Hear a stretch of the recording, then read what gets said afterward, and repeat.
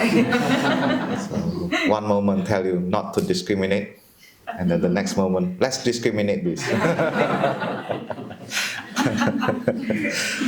Okay, I think three, is that 3 or 4? 3 I think is good enough, not too much. And this is pretty much related to our suffering and happiness, and we don't want to discriminate suffering and happiness, but instead we want to embrace both. We want to cultivate the happiness and we want to embrace the suffering too. Because we know that suffering and happiness, they are kind of two things bind with each other. They cannot be separated. It's like the coin. You have the head and the tail. Actually, we just made it up, head and tail. You cannot really know which one is head, which one is tail. But yet we have to say this is head, this is tail. And both of them come together as coin. Happiness and suffering is also the same. They are bind with each other. We call it life. Yeah. And you cannot separate the tail from the head in the coin. It means you also cannot separate suffering and happiness in life. But we can help ourselves to live happier. This is the contradiction. But we use the material from the suffering to build our happiness. If we are not hungry, hungry is a kind of suffering. Then we cannot have appetite to eat anything. Even the best food served in front of you, if you are very, very full, you just cannot have any appetite to eat. So we need a kind of suffering in order to be happy also sometimes. But we are not asked to look for suffering. We have enough. So we have enough of suffering. Don't look for more.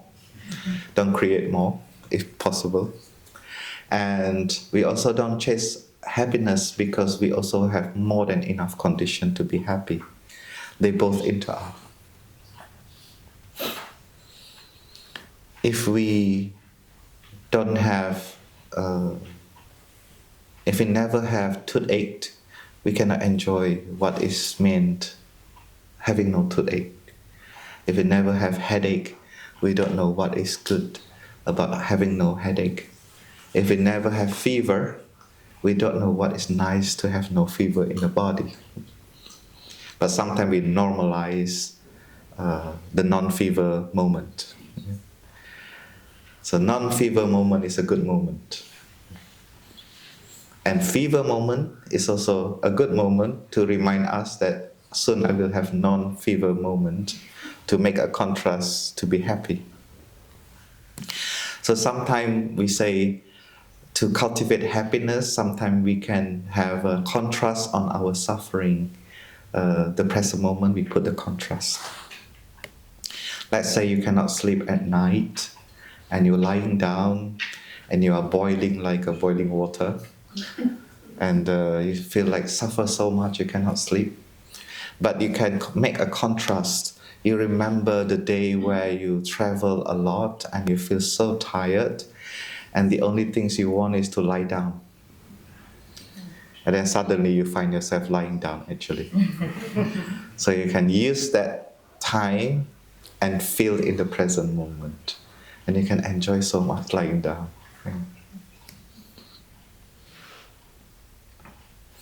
Or when you are very busy and very stressful at school, the only thing you want is to not doing anything. And you find yourself on the bed doing nothing. You're not having anything, you just lie down. Enjoy your relaxation. Especially now you have been experiencing deep relaxation. So now you can use your time on the bed to do deep relaxation. When I go to bed, I don't go to sleep. I go to rest. If I fall asleep, that is the bonus. But I'm lucky. I have a good sleep. So yesterday we talked about the applied ethics, how we conduct, how we can conduct ourselves in order to have happiness, with the relaxing of the body, taking care of our strong emotion, cultivating happiness yesterday, yeah? And to be able to practice loving speech and deep listening and reconciliation. So every time we can reconcile each of the inner conflict or outer conflict, we feel much lighter. The burden has gone every time we reconcile. So we call it applied ethics. We call it, if we want to practice ethics that is go beyond religion and belief. And today I would like to explore and expand more details on the ethics, what we can be mindful of our conduct, our action, how we conduct our action, and to know which one that bring to happiness and which one that bring to suffering. So in this practice, we need to use the discriminative mind. Actually, most of the time we use discriminative mind to function, so that you don't eat your toothpaste because you discriminate. This is not edible. This is edible, right? This is food. This is not food. The glass. So we need to use this discriminative mind to function historically. Yeah. So when we talk about conducting our action, which one is beneficial and which one is not, we need to use the historical dimension with discriminative thinkings to recognize what is what. Yeah? And this, we call it mindfulness trainings, which you can train yourself. There is no trainer in these trainings. You are your own trainer. You can have a mentor, someone that know the practice, and you can ask them question. But you are the one who train yourself. In the old world, in the old time, we say that this 5 mindfulness training is like a precept. The word precept is too strong, and it can cause a lot of like self-pressure and also guilt, because it's a kind of set of rules that if you do it, you feel happy. If you don't do it, you feel afraid. And we don't want that. But we want to have the capacity to understand and to know that where you are and how you conduct your action. So this is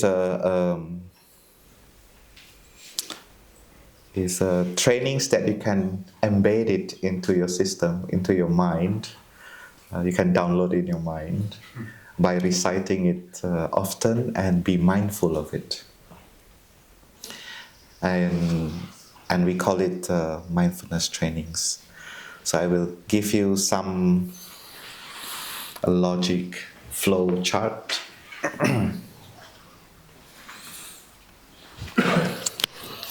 We start from the Buddha's teaching. I hope that everyone can see. This board is a little bit far. So we have 4 noble truths.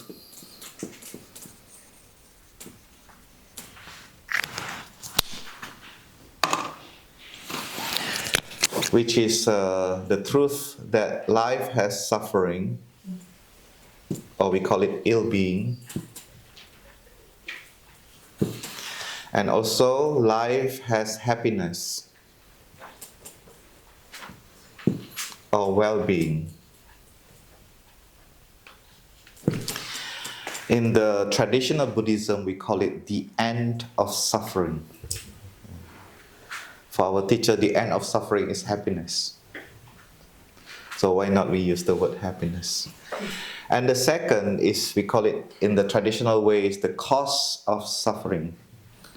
The cause of suffering. or the path of suffering. So this is the third. And the fourth is the path that ends the suffering. So we call it the path of happiness. So it's a very simple format, a formula on our action, how we conducting our action. So we have only two kinds of action that when we conduct, where it brings us. There's an action that when we do it, it brings us to suffering. There's action that we do, it brings us to happiness.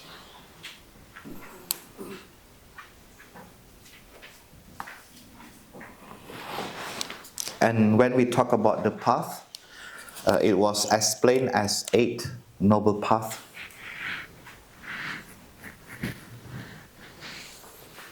We have 8 noble paths. We have right view. Right view will bring right thinking. Right thinking will bring right speech. Right action, bodily action. And then we have right diligence. And then we have right livelihood. Right mindfulness. Right concentration.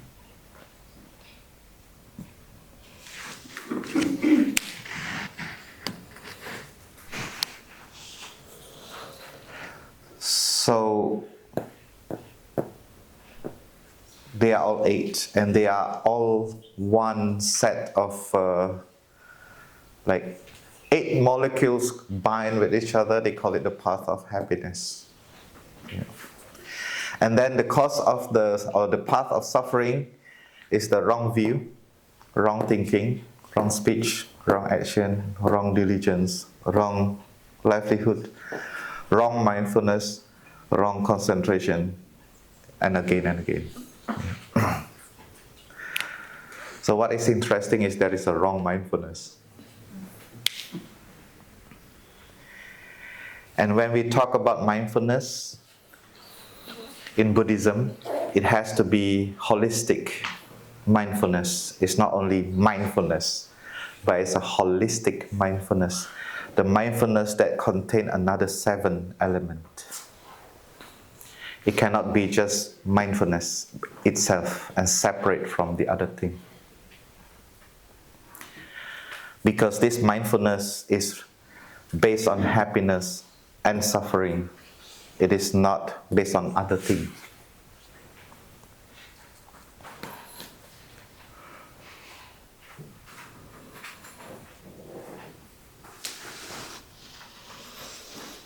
And our action is based on all of this. The thinking, the speech and action.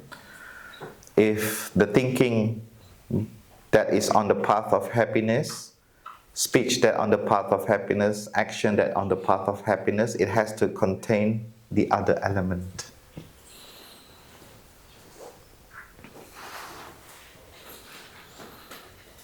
So when we talk about right thinking, we also talk about right mindfulness. Yeah. When we talk about right action, it also has to contain right mindfulness.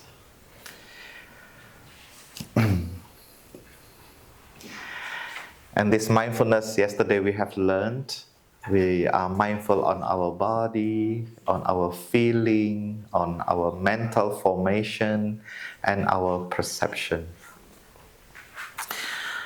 Okay, let's talk about diligence. This is quite interesting. Diligence here is not doing hard. It's not like, let's do hard, let's practice hard, let's be intense. Yeah.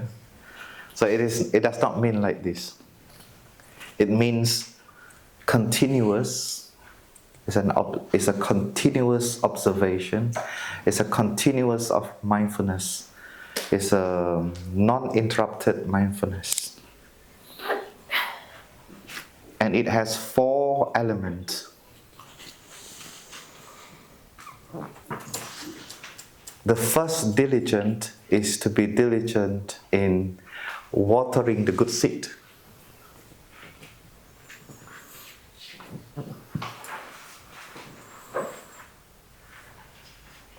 Maybe we use wholesome seed or beneficial seed.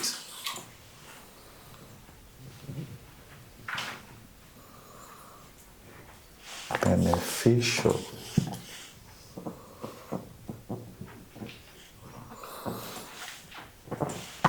Because there are many good quality in us that we can water and it can come into reality. Let's say today you don't speak Indonesian, but you have that potential, right? A little bit, yeah. If you train, it can get bigger and bigger and bigger. It become a reality. Yeah? So that is our potential. If you cannot sing, you can train also. There's a potential. The more you train, the more you can. Yeah. If you cannot dance, there's so many quality we have. But you need to water that seed. So the compassion, love, understanding, non-discriminative thinking, non-violence, they are all already in us. We need to water. The second is the capacity to stop. Watering the non-beneficial.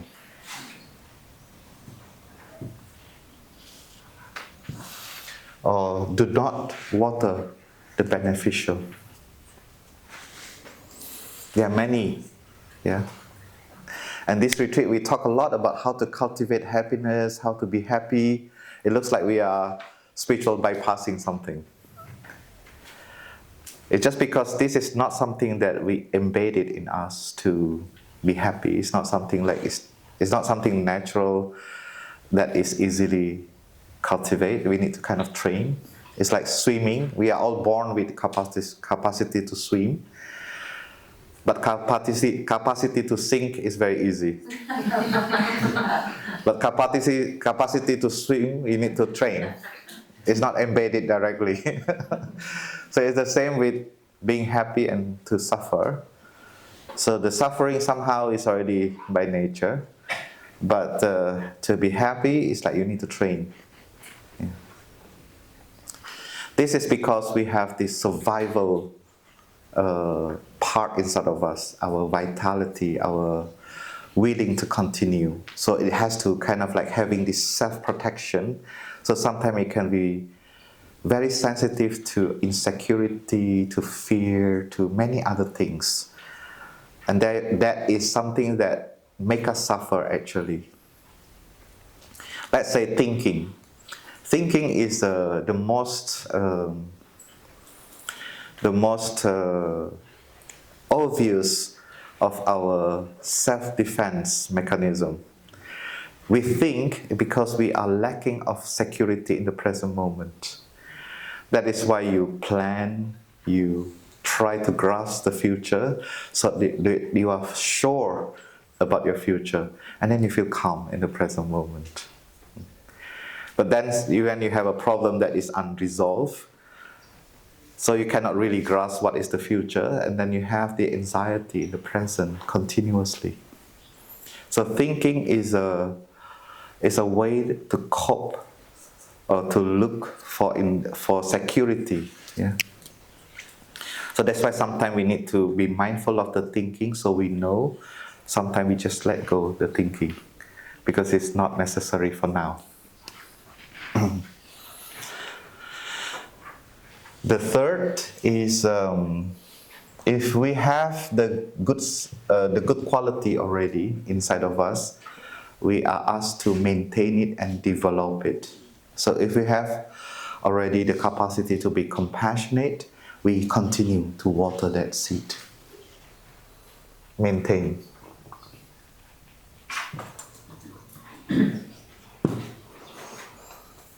To maintain the beneficial. That's what the Buddha did.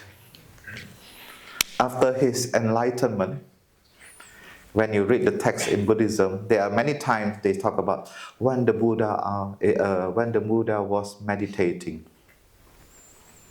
Why the Buddha meditating? He's already enlightened. Why he meditate? Why he still practice mindful walking? Why he still wear the robe of a monk? Why he still practice the life of a monk, go to the alms round, but yet he is already enlightened? Why he continue his spiritual path? Like if you go to school after you finish your PhD, you finish from your university, right? You don't need to be a student anymore. So why he still be a student after he become teacher and enlightened? It's because he know his enlightenment is also impermanent. So you need to maintain and develop the wisdom, and has to continue to face challenging of life, the challenge of life, difficulty of life, physically and mentally, in order to continue to grow happiness and insight. So suffering is pretty much important ingredient for our wisdom. And the last one is to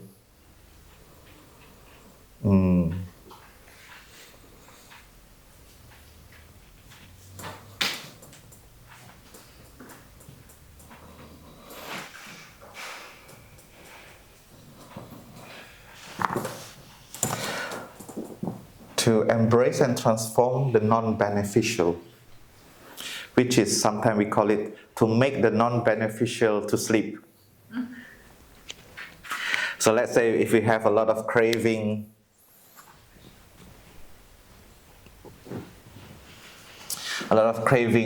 inside of us coming up, we embrace it and we make it sleep again.